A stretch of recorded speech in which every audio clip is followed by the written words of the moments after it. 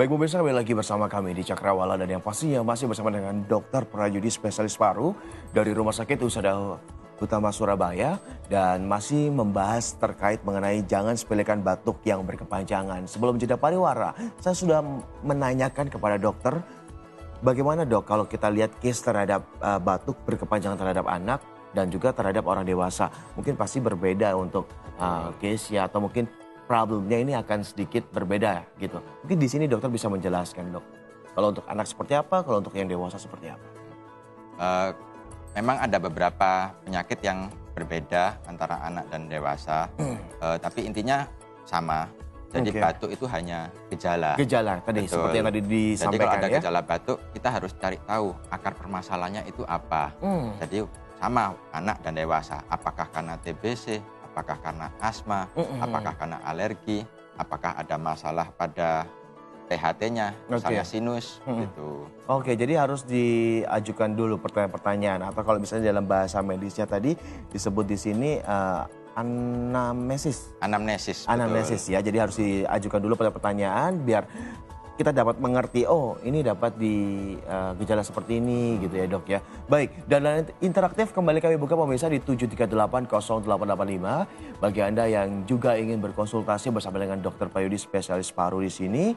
Karena kami masih memberi kesempatan Anda di segmen ini adalah segmen terakhir. Jadi bagi Anda yang ingin berkonsultasi monggo silakan. Dan saya juga ingin tanya kembali kepada dokter. Dok, kalau tadi TBC sudah kami informasikan, kita jelaskan kepada pemirsa. Bagaimana dengan radang paru? Ini dok, permasalahannya seperti apa? Kalau TBC tadi ada keringat yang terjadi di malam hari atau katakanlah keringat malam. Kalau untuk yang radang paru bagaimana?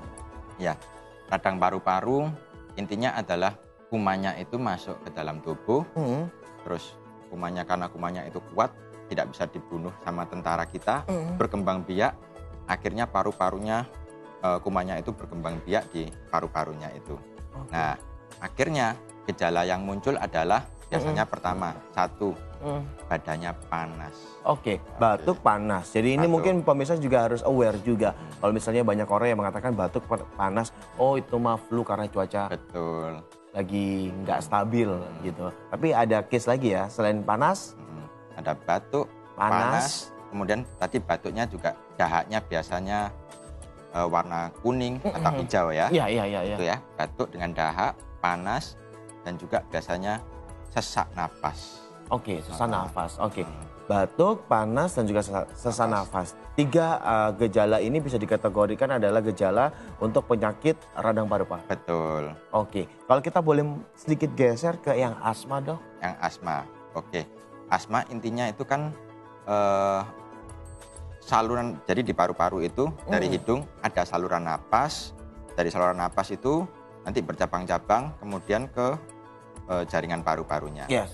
Kalau asma, permasalahannya adalah pada saluran napasnya. Pada saat serangan, asma itu saluran napasnya mengecil. Jadinya biasanya bunyi. Napasnya itu bunyi. Bunyi ngik, ngik. Jadi keluhan utamanya biasanya adalah sesak napas dan napasnya berbunyi. Ngik, ngik. Oke, dan biasanya mendengkur nggak sih dok? Oh beda, maksudnya mendengkur itu mengorok ya? Iya. Berbeda, itu penyakit yang berbeda. Oke, beda juga ya, larinya beda juga. Jadi ya? Oke. kalau asma itu kita waktu ambil napas tidak bunyi, tapi waktu menghembuskan napas bunyi ngik. Nah itu hampir ciri khasnya dari asma. Penyakit asma. Betul. Oke, jadi batuk dan juga biasanya betul, batuk. Biasanya juga ada dahaknya. Dahaknya juga. Sesak nafas. Dan ciri khasnya adalah suara napasnya yang Oke, jadi kalau misalnya kita menghirup udara sih tidak masalah ya, tapi kalau kita menghembus seperti kita napas biasa tidak ada suaranya. Tapi kalau asma waktu tarik napas tidak ada suaranya, tapi waktu menghembuskan bunyi ngik. Oh, baik. Jadi harus segera dikonsultasikan ya, Dok ya. Betul. Kalau misalnya tidak segera dikonsultasikan nantinya berkelanjutan ke tingkat dan yang perlu lebih parah. Diketahui dari pemirsa, asma ini sebenarnya bukan disembuhkan, tapi dikontrol. Karena asma ini kebanyakan penyebabnya adalah alergi. Jadi misalnya saya punya asma dan saya alergi terhadap seafood. Oke. Nah, kadang saya makan seafood, kemudian Oke. alergi. Baik, Dok. Alergi langsung Bukan muncul. disembuhkan tapi lebih tepatnya dikontrol. Dikontrol. Kita boleh terima telepon terlebih dahulu ya, Dok ya. Oke. Halo, selamat pagi Cakrawala. Halo, selamat pagi. Selamat pagi, pagi. Bapak. Dengan siapa Bapak di mana? Saya Gunawan dari Surabaya, Pak. Baik, Pak Gunawan. Silakan Pak Gunawan. Begini, saya ini baru-baru memang diduga kena tumor ya. Ya, Tumor baru, saya sudah ke mana? Ke Pustomo. Oke, Ya, ke salah silakan. satu rumah sakit. Terus itu dokter disuntik diambil cairannya ya. oke, berarti ada tumornya juga ada cairannya ya Pak ya. Halo. Oke, baik. Berarti ada diambil cairannya dan juga diambil tumornya. Dari dokter Sutomo ada apa? Ada keterangan bahwa tidak ada tanda-tanda keganasan. Ya, Ya, ya habis gitu. Kan belum selesai nih prosesnya. Kan saya cepat-cepat ke salah satu spesialis paru di Siloam, Pak. ya, Siloam bilang tidak bisa. Soalnya entah nadanya juga, waduh, soalnya petugas dokter itu gimana kurang empat, dan dimanapun tidak ada kalau paru-paru itu biasanya juga tumornya pasti ganas. hmm, Nah, saya disarankan untuk bronkoskopiotomi. oke, Oke. Jadi selama ini saya tidak dikasih obat.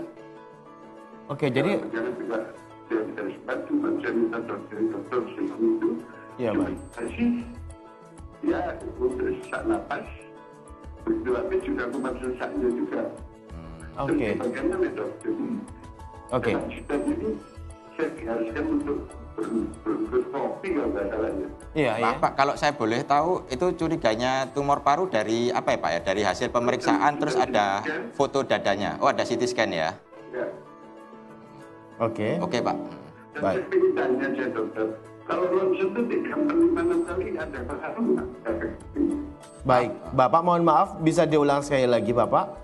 Ya, kalau ronsen 4 kali itu ada efek sampingnya nggak? Oke, Kak. Oke. Ada efek sampingnya nggak sih, Dok? Atau mungkin dokter ada yang ingin ditanyakan, Dok, sebelum Oke, kita harus ada tutup, pertanyaan lain Bapak? Satu itu untuk ronsennya. Yang kedua untuk apakah harus di bronkoskopi ya Pak ya?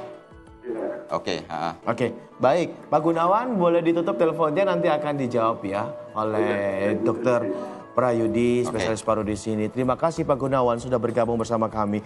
Dokter Prayudi, kalau kita lihat atau Dokter Yudi, kalau kita lihat permasalahan dari Pak Gunawan ini bisa dikatakan cukup complicated ya. Betul. Sudah berkonsultasi di 2 rumah sakit di wilayah Surabaya.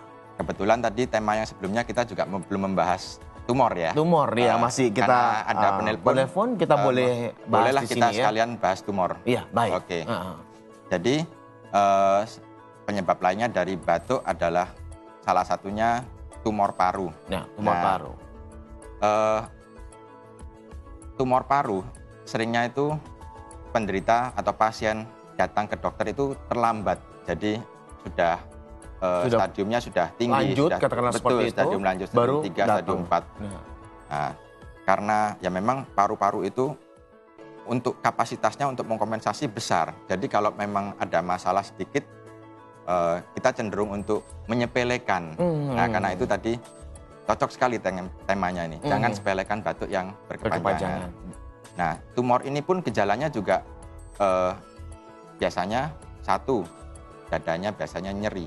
Misalnya tumornya ada di sebelah kanan, mungkin ya gejala yang muncul adalah pada dada kanan nyeri. Oh, baik. Kemudian yang kedua, batuk atau malah batuknya bisa disertai dengan darah. Jadi batuk darah. Yang ketiga, berat badannya turun. Berat badannya turun. Oke, baik. Disertai dengan nanti gejala-gejala lain, kalau misalnya tumornya nyebar ke tulang belakang ya mungkin Agak ada sedikit. nyeri pada tulang Nyeri belakang, pada tulang atau belakang. kalau nyebar pada liver kita Oke. bisa mual. Oke, baik. Tapi kalau kita lihat kasusnya dari Pak Gunawan tadi, Oke. penelpon dari Surabaya, jadi mana di situ terdapat cairan juga. Betul. Nah, ini bagaimana ini maksudnya? Jadi Dok? memang biasanya kita cocokkan nanti dari ronsen atau foto dada Ya, dan dibantu nanti di yang lebih canggih dengan CT scan. oke. Nah, nanti misalnya memang terlihat ada gambaran tumornya, ada kelihatan pada paru-parunya, oh ternyata tumornya di sebelah kanan. Nah, memang seringkali komplikasi yang timbul, tumor itu menyebar ke selaputnya dari paru. Akhirnya rongga antara paru-paru dan dada itu terisi air. Oke, jadi harus diambil juga cairan Betul. tersebut. Nah, tumornya pun penata juga. laksanaannya, kalau tumor, kita tuh harus tahu jenis selnya dan dia tumornya itu stadium berapa. Nah, caranya, kalau tumornya itu dekat dengan saluran napas, nah, pendekatannya, approach-nya itu via bronkoskopi. Jadi namanya seperti pasiennya dibius, itu nanti dimasukkan selang lewat mulut, tapi selangnya itu ujungnya ada kameranya. Jadi kita nanti bisa melihat di dalam ini saluran napasnya gimana. Kalau misalnya ada tumornya di dalam saluran napasnya, itu kita cukit sedikit, kita cubit, diambil, nanti kita periksakan di laboratorium, ini jenis dari tumornya itu apa. Oke, baik. Kalau memang letak tumornya ada di pinggir, di jaringan paru, kita bisa dari CT scan, jadi seperti dengan jarum yang kecil, disuntik, jarumnya persis seperti jarum yang untuk kita suntik ambil darah. Cuma disuntikkan di dada, persis di tumornya, kita sedot sedikit, nanti kita periksakan. Nah, jadi seperti pada kasusnya Pak Gunawan ini, kalau memang tumornya itu memang ada di saluran napasnya, saya rasa perlu untuk dibronkoskopi. Selain itu juga efeknya apa? Tadi sempat saya kalau tidak salah ya, dengar dan saya catat di sini karena mohon maaf frekuensi suara yang dihasilkan di studio kami kurang begitu ini. Tadi sempat bertanya kalau untuk efeknya gitu. Efek dari kalau misalnya bolak-balik di foto dada ataupun di CT scan. Ya, benar. Oke. Memang untuk foto dada dan di CT scan itu ada radiasi. Tapi pun itu yang harus kita aware adalah kalau misalnya kondisi hamil. Karena itu nanti kan bisa menimbulkan kecacatan pada sang janin. anak ya, betul. Atau, ya, benar-benar. Tapi kalau kondisi Pak Gunawan untuk ronsen dalam 1 bulan 2 sampai 3 kali, saya rasa itu pun tidak ada masalah. Oke, baik. Sebelum kita closing tadi saya harus menjawab dulu pertanyaan dari Pak Gunawan tadi. Kalau tidak salah saya dengar di sini ya, tempat bertanyakan dari 2 rumah sakit tersebut tidak diberi obat sama sekali. Betul. Jadi kita kalau memang kasusnya penyembuhannya seperti itu kah? Atau bagaimana, Dok? Jadi mungkin yang harus Pak Gunawan pahami, dokternya sementara ini kan belum mengetahui jenis, kalau memang betul ini tumor. Betul ya? Jadi dokternya yang tugasnya dari dokter ini adalah untuk mengetahui jenis dari selnya ini apa. Baik. Nah, karena untuk jenis sel tumor yang A, jenis tumor sel B, C, dan stadiumnya berapa, itu berbeda-beda. Jadi misalnya kalau stadiumnya rendah, stadium 1 atau stadium 2, kita bisa memutuskan dengan operasi. Atau kalau stadiumnya sudah tinggi, stadium 3 atau stadium 4, itu dengan kemoterapi. Nah, kemoterapi pun jenisnya kan berbeda-beda juga. Tergantung dari jenis selnya. Ya, jadi nanti kalau misalnya ternyata tumornya jenisnya A, nanti diberi kemoterapi untuk jenis tumor yang C, sudah efek sampingnya besar, tidak tepat sasaran. Jadi dokternya lebih cenderung untuk menunggu diberikan obat untuk membantu meringankan gejala. Jadi misalnya batuk, kasih obat untuk menekan batuknya. Oke, jadi kalau misal tidak dikasih obat sama sekali bukan berarti tidak disembuhkan, tapi lebih tepatnya dokternya masih menunggu untuk mendiagnosis secara detail. Betul gitu sekali. Ya, biar lebih tepat sasaran gitu. Nanti kasihan juga kalau misalnya dikasih kemoterapi ternyata masih stadium 1, efeknya luar biasa ke dalam tubuh kita. Betul. Benar ya, Dok ya? Betul. Dokter, mohon maaf sayang sekali ini kita berpesan waktu di sini, tapi saya masih belum sekali memberikan informasi secara detail kepada pemirsa, terutama apalagi yang di luar paru ya.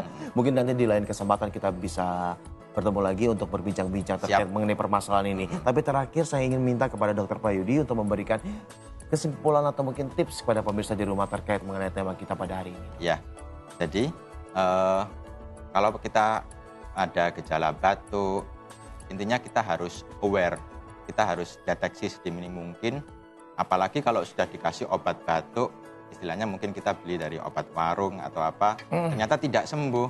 Nah, kita harus betul-betul aware, jangan terlambat, periksakan sebaiknya sedini mungkin. Maksimal 14 hari ya, Dok ya? Ya, apalagi kalau misalnya lebih dari 14 hari. Lebih baik mencegah daripada mengobati. Oke, baik. Sekali lagi di sini saya mengucapkan terima kasih banyak untuk Dr. Yudi yang sudah memberikan informasi, tipsnya kepada saya khususnya dan juga pemirsa di rumah. Dan itu tadi pemirsa obrolan saya bersama Dr. Prayudi, spesialis paru dari Rumah Sakit Husada Utama. Semoga dapat memberikan inspirasi atau mungkin informasi yang berguna bagi pemirsa. Namun pemirsa, bagi Anda yang ingin tahu apa saja sih informasi yang dihadirkan di Cakrawala, tenang, setelah jeda pariwara, saya akan kembali lagi untuk Anda.